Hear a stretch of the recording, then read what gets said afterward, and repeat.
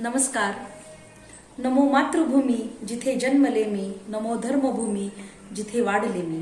ज्या मातीमध्ये माझा जन्म झाला त्या मातृभूमीस वंदन करून आज मी सर्वांना 75व्या स्वातंत्र्य दिनाच्या शुभेच्छा देते. आज आपल्या देशाला स्वातंत्र्य मिळालं होतं आणि हा सगळ्यांसाठी खूप आनंदाचा आणि उत्साहाचा दिवस आहे की आपला देश हा ज्यांनी 150 वर्ष आपल्या देशावर राज्य केलं त्यांच्या गुलामगिरीतून मुक्त झालेला होता आणि आपल्याला स्वातंत्र्य मिळालेलं होतं. आपण आझाद झालेलो होतो.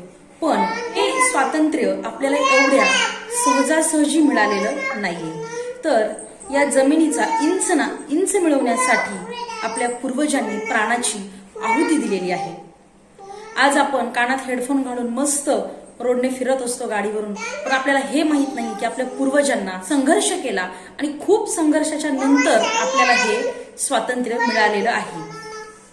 तर मित्रांनो, जर त्यांनी त्यावेळेस सशस्त्र उठाव, क्रांतिकारी उठाव नसते केले, जर त्यांनी संघर्ष नसता केला, तर कदाचित आजही आपण गुलामगिरीमध्ये जगलो असतो. तर त्यांनी जे बलिदान दिलं त्या बलिदानाला काहीतरी आपण सुद्धा देणं लागतो. या समाजाचे, या देशाचे आपणही काहीतरी देणं लागतो हे आपण नेहमी लक्षात ठेवलं पाहिजे. आणि फक्त 15 ऑगस्ट 26 जानेवारी आल्यानंतर पुतळ्यांना हार घालणे, रोडवरनं रॅली काढणे म्हणजे याचा अर्थ देशभक्ती आहे का? तर नाही. तर देशभक्ती ही आपल्या हृदयामध्ये प्रत्येक दिवशी, प्रत्येक क्षणाला तेवत राहिली पाहिजे.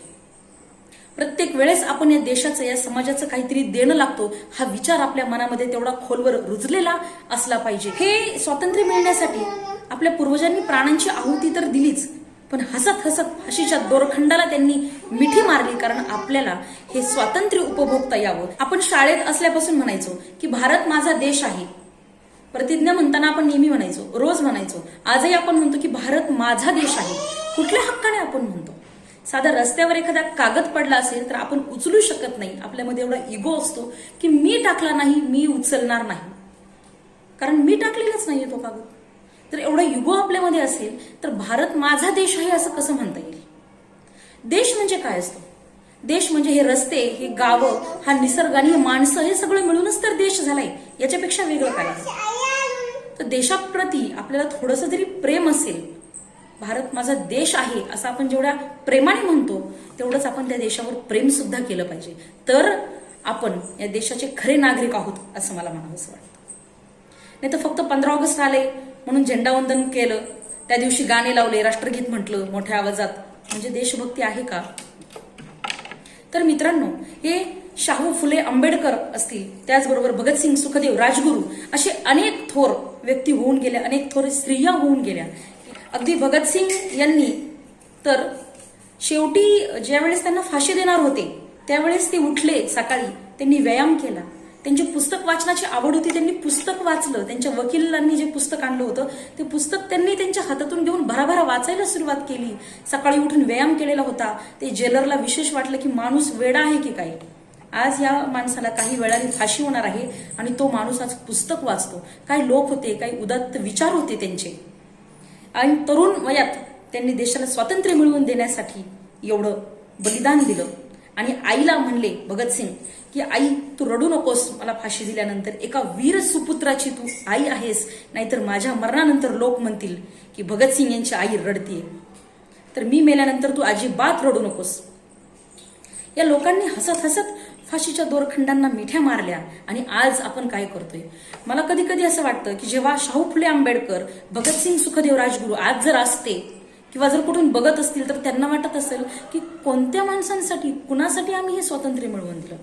आज या देशामध्ये स्त्री सुरक्षित नाहीये, भ्रष्टाचार सगळीकडे झालेला आहे, भ्रष्टाचार आहे, सगळीकडे फसवणूक आहे, लूटमार होतीये. पूर्वी इंग्रजांनी आपला देश लुटला, आज आपलेच लोक आपला देश लुटतायत.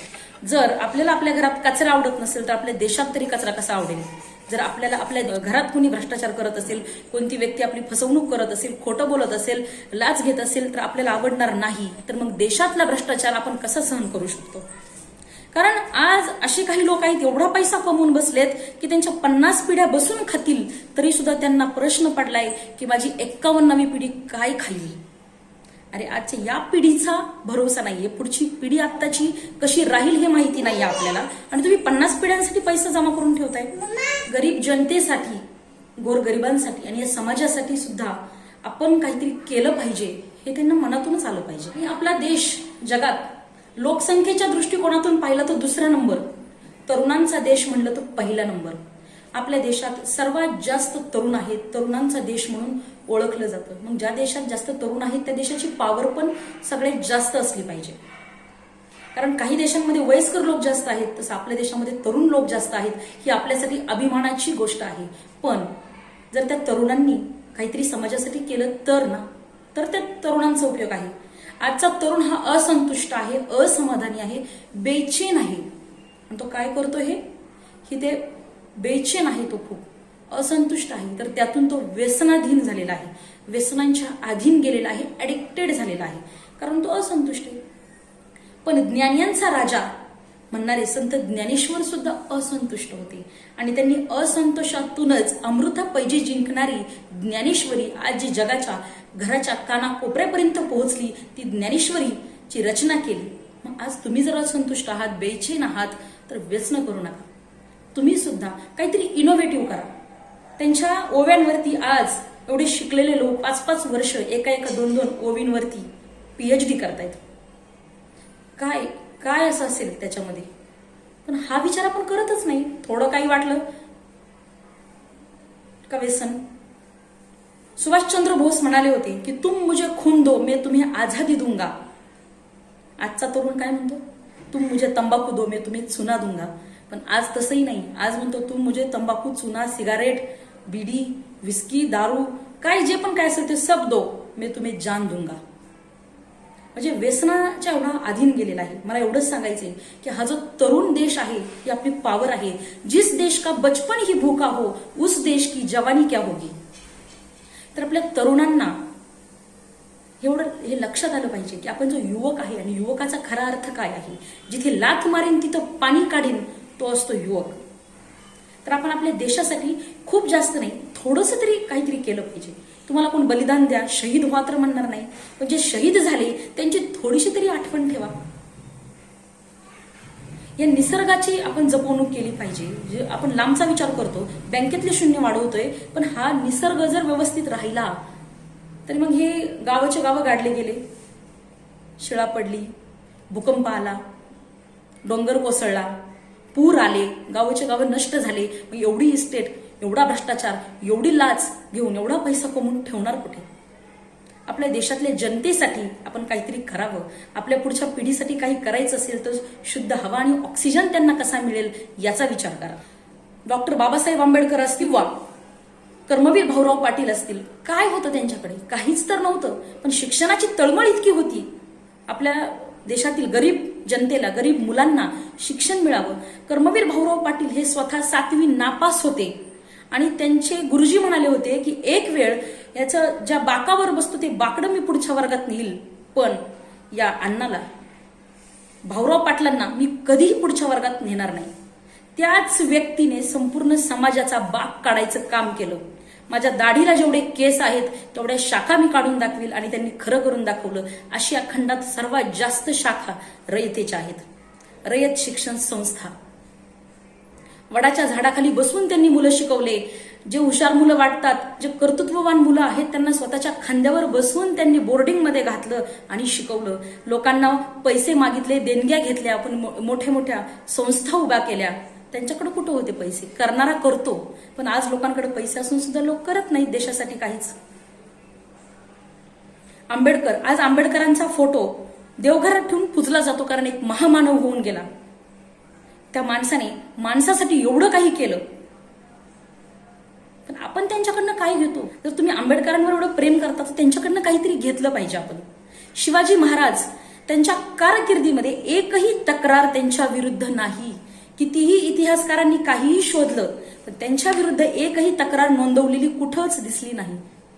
आणि त्यांच्यासाठी जीवाला जीव देणारे आणि या स्वराज्यासाठी जीव देणारे मावळे त्यांनी तयार केले. आपण साधा एक मित्र तयार करू शकत नाही चांगला, कारण या सगळ्या गोष्टी घडतात त्या संगतीने. त्यामुळे आपली संगत सुद्धा तेवढीच चांगली असणं फार गरजेचं आहे. आणि आज देशातली स्त्री सुरक्षित नाहीये. घरातनं बाहेर पडणाऱ्या स्त्रीला माहिती नाहीये, ती गॅरंटी नाही देऊ शकत की माझ्या बाबतीत काही होऊच शकत नाही. संस्कार हरवत चाललेत, संस्कारहीन देश बनत चाललाय. आपले संस्कार तर प्रत्येक पालक देतच असतात. पालकांनी तर जास्त लक्ष देणं गरजेचं आहेच, पण त्याचबरोबर समाज आणि मित्र कसा आहे हे खूप गरजेचं आहे. तर तुमचे मित्र चांगले नसतील तर आजच सोडून द्या आणि आपल्या देशासाठी, आपल्या समाजासाठी काहीतरी करावं, ही तळमळ या तरुणांमध्ये आज आली पाहिजे, एवढंच मला वाटतं. महाराष्ट्रातले समाजसुधारक तुम्ही वाचा, किती थोर विचार होते त्यांचे, किती सुंदर पद्धतीने त्यांनी काम केलं त्यांच्या कारकिर्दीमध्ये. आज आपण काय करतो, सकाळी उठतो, दुपारी जेवण करायचं मस्तपैकी 2 टाइम आणि झोपायचं, किंवा मग पैसा कसा येईल एवढाच फक्त विचार करायचा. याच्या पलीकडे जाऊन आपण विचारच करत नाही. याच्या पलीकडे जाऊन सुद्धा फार सुंदर विचार आहेत, फार सुंदर काही करण्यासारखं आहे.